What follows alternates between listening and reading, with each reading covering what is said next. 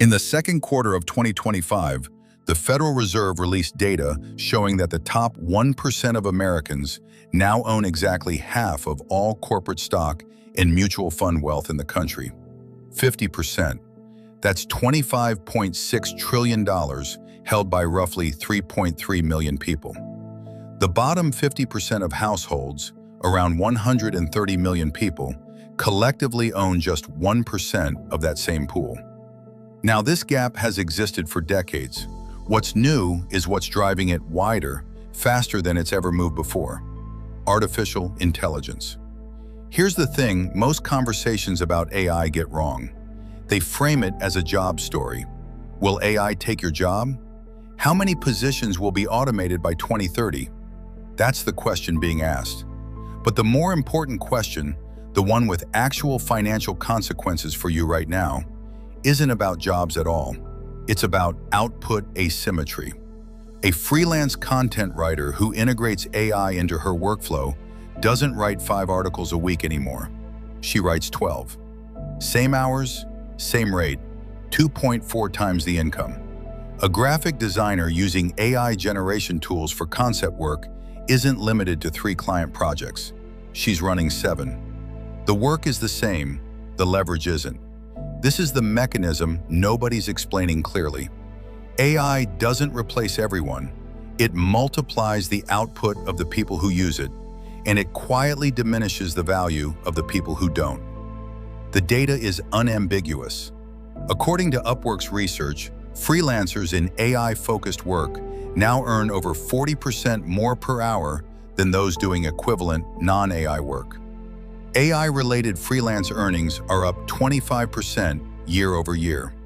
On the other side, a Brookings institution study found that freelancers in occupations most exposed to AI replacement, the ones who didn't adapt, saw a 5% drop in earnings and a 2% reduction in contracts since 2022. And the researchers noted, those trends are accelerating, not stabilizing. The gap between the two groups isn't a future risk, it's already open. But here's where it gets structurally more serious. The income asymmetry between AI users and non-users is only the first layer of the wealth gap. The deeper layer is about who owns the AI. Oxfam reported that in 2025, billionaire wealth grew 3 times faster than the average annual rate of the previous 5 years. That period coincided with the AI-fueled stock market boom. The Magnificent 7 technology stocks, the companies building and deploying AI infrastructure, gained 27.5% in a single year. AI startups alone received $100 billion in venture capital funding in 2025, creating more than 50 new billionaires in the process. The top 1% owns 50% of all stocks. So when the AI boom drives markets up, half of that wealth gain flows to the people who were already at the top. The bottom 50%?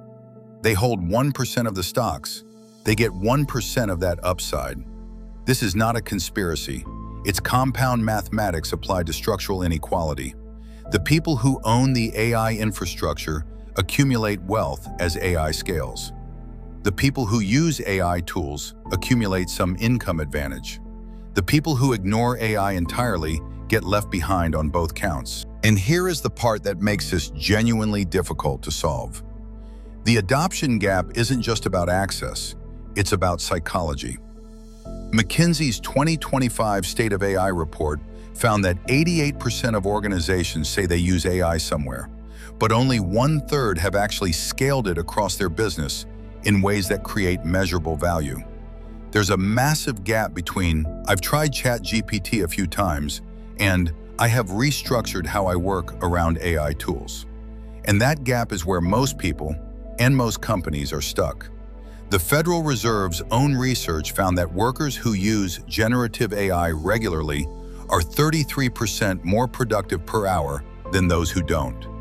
35.9% of US workers had incorporated generative AI into their work by December 2025. That sounds like a lot, until you consider what it means for the other 64%. In a competitive labor market, if the person in the role next to yours is producing 33% more output in the same hours, for the same pay, what happens when the next performance review comes around?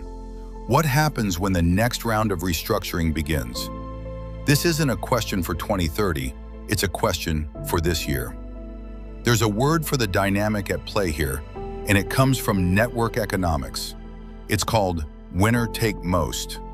When a new technology creates leverage, it doesn't distribute the gains evenly across everyone who adopts it at roughly the same rate.